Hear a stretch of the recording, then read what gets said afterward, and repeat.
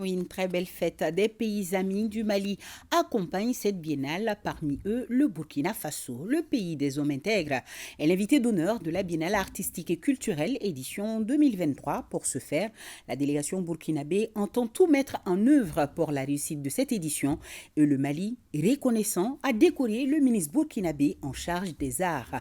Awama Kamara était notre envoyé spécial. La biennale artistique et culturelle renaît de ses cendres. L'édition de relance reprend de la plus belle manière. Aux côtés du Mali, des pays venus rendre la fête encore plus belle, tout en magnifiant la culture africaine.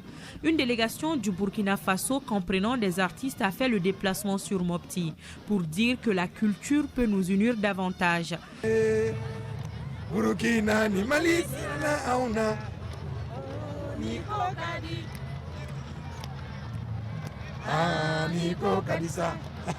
Mali, Burkina, comme on dit en Djoula, Bakele Fakerendo.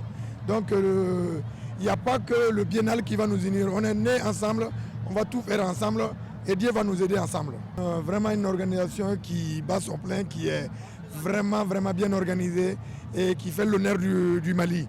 La délégation est composée de 12 personnes, dont 2 femmes. Elle prévoit de beaux spectacles pendant la durée de la biennale.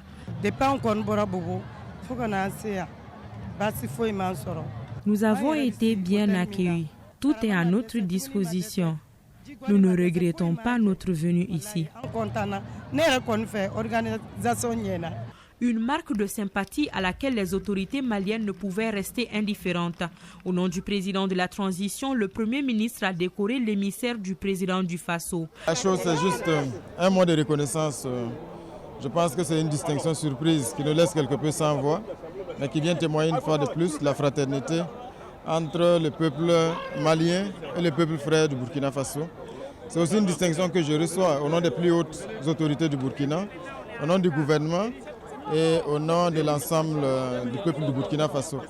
Donc on a assisté à une très belle cérémonie qui montre que le Mali reste un pays debout, c'est un pays de femmes et d'hommes fiers, riche d'une diversité culturelle et qui nous a été donc donné à voir ce soir, qui montre aussi à la face du monde et à ceux qui sont les champions du coloriage de cartes que ce pays-là reste debout et qu'il n'y a pas que l'insécurité, il n'y a pas que la guerre, il y a aussi des hommes qui sont fiers de leur culture, qui l'expriment, qui l'affichent. Et je pense que c'était donc naturel que nous soyons là pour manifester notre fraternité avec le peuple malien. En somme, cette biennale va davantage renforcer le vivre ensemble et la cohésion sociale dans notre pays.